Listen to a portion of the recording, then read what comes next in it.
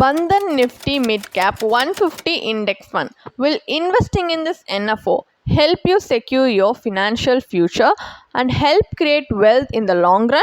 Let us find out the answers to all these questions through an in-depth analysis in this video. Hi, welcome to holisticinvestment.in. We help individual investors like you to make the right financial and investment decisions to reach your financial goals in a more faster and smarter way. Before analyzing whether investing in the Bandhan Nifty Midcap 150 Index Fund will be a good fit for investment portfolio or not, let us first understand what a midcap company is.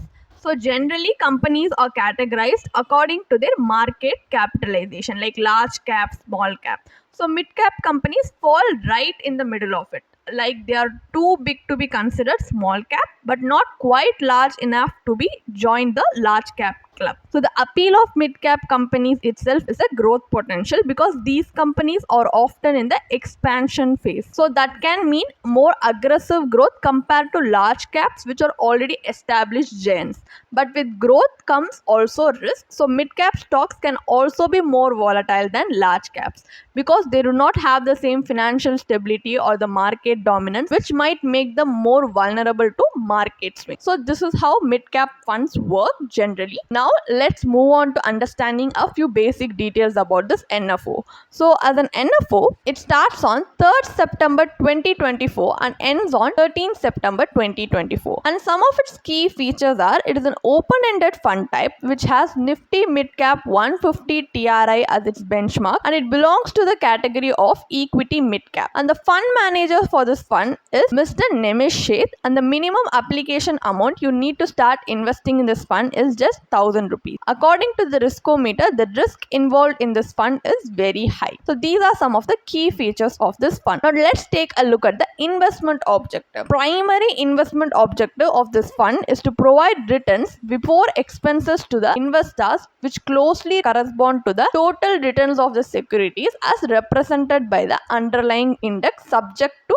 tracking error, as this is a passive fund. So now as we have understood a few basic details about this NFO, now let's take a look at the index. So Nifty Midcap 150 index represents the next 150 companies, which is the companies ranked in the 101 to 250 rank based on full market capitalization from the Nifty 500 index. So this index intends to measure the performance of mid-market capitalization companies. A Nifty Midcap 150 index can be used for a variety of purposes as well, such as benchmarking fund portfolios, launching of index funds, ETFs, and other structured products. Now let us take a look at the sectors represented under this index. So the sectors represented are the financial services, capital goods, healthcare, automobile and auto components, information technology, chemicals, realty, consumer durables, consumer services, oil, gas and consumable fuels, power, metals and mining, telecommunication, services,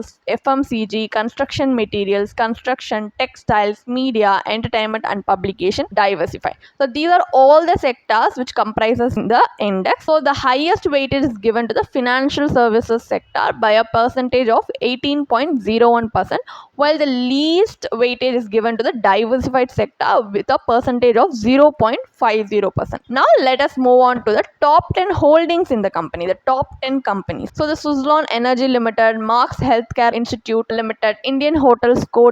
Limited, Cummins India Limited, Persistent Systems Limited, S Bank Limited, Federal Bank Limited, TG Power and Industrial Solutions Limited, Lupin Limited, Dixon Technologies Limited. These are all the companies which holds the top 10 holdings in this index. So the first place is given to the Suzlon Energy Limited with a weightage of 2.17%, whereas the 10th place is given to the Dixon Technologies Limited with a weightage of 1.35%. So these are all the top 10 holdings. Now let's look at the index returns as on July 31st, 2024. So as you can see, in 1 year it has given a return of 55.53%, whereas in 5 years it has given a return of 31.58%. Since inception it has given a 18.71%. So from the graph what we can understand is it's better to invest in a long term period rather than a short term period. In long term it has performed well compared to short term period. index. So now as we have understood some basic details about how this index, like what are its sectors it represents, or the top 10 holdings, and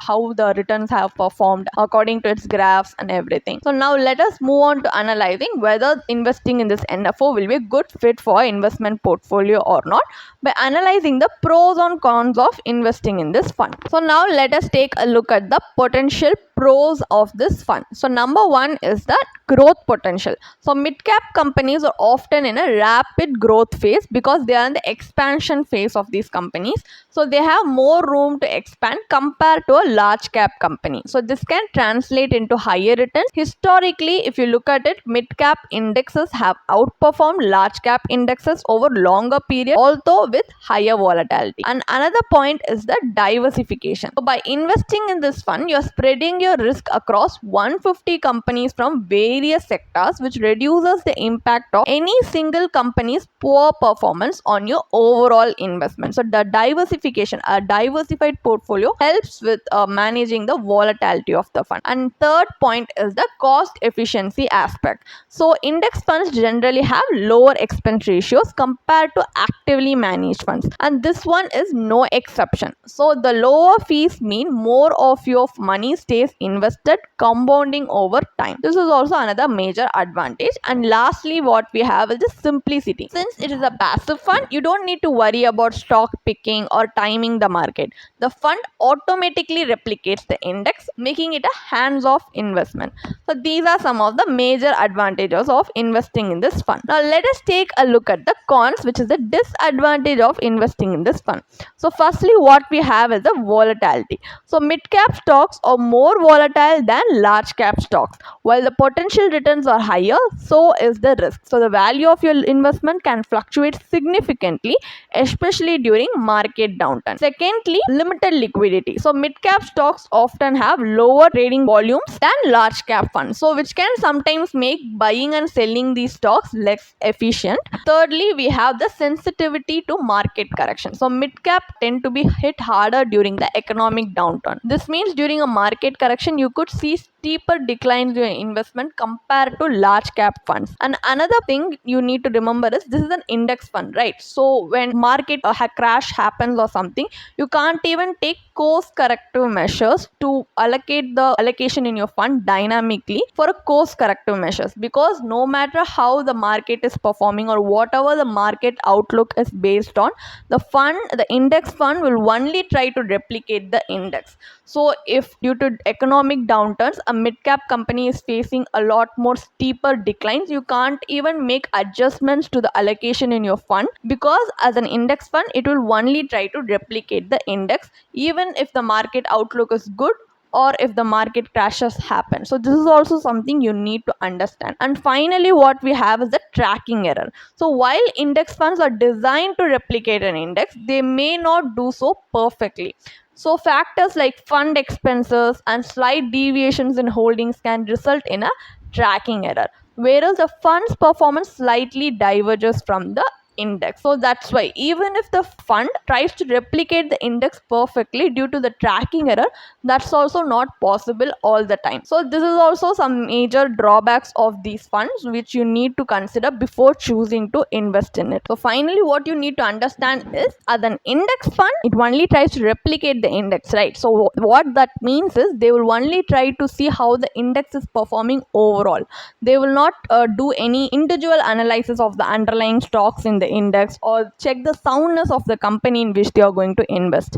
So if you compare it with an active fund, they can take calculated risk by analyzing all the individual stocks and only then choosing the best. But here, as they are only looking at the overall performance of the index, this might be a little bit of drawback for us while choosing to invest in an index fund. So what is the final takeaway from our analysis? Is Bandhan Nifty Midcap 150 Index Fund worth investing or not? As we can see, this completely depends on what kind of investor you are, what is your risk tolerance, and what kind of time horizon you have for your financial goals, or what kind of allocation you want to give to your investment portfolio. So all these factors boils down to if choosing this in fund or not. So if this fund might be suitable for an ultra conservative investor in our opinion who's not willing to invest in actively managed funds.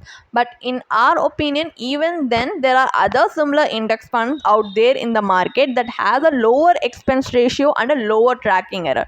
So compared to investing in an NFO like this, you can invest in other similar index funds that has a lower expense ratio and tracking error. So that might be helpful for you in the long run. And also, if you're someone who's willing to take a little bit of risk, then you can definitely invest in an actively managed fund as well, because they have the potential to deliver higher returns than an index fund like this. And also, as an investor, if you're expecting dynamic fund management and looking for investments that can beat the market itself, then you should definitely avoid investing in this fund, because as an index fund, it will only try to replicate the index, and it will only try to best match the returns the index is giving. So it will not try to beat the index itself, so in case of returns. And so if you're still wondering whether Bandhan Nifty Midcap Index Fund will be suitable for you or not, it might be if you're looking for growth potential or willing to take on some volatility. This fund could be a good fit, but however, if you prefer stability and lower risk, you might want to stick with large cap or other diversified funds.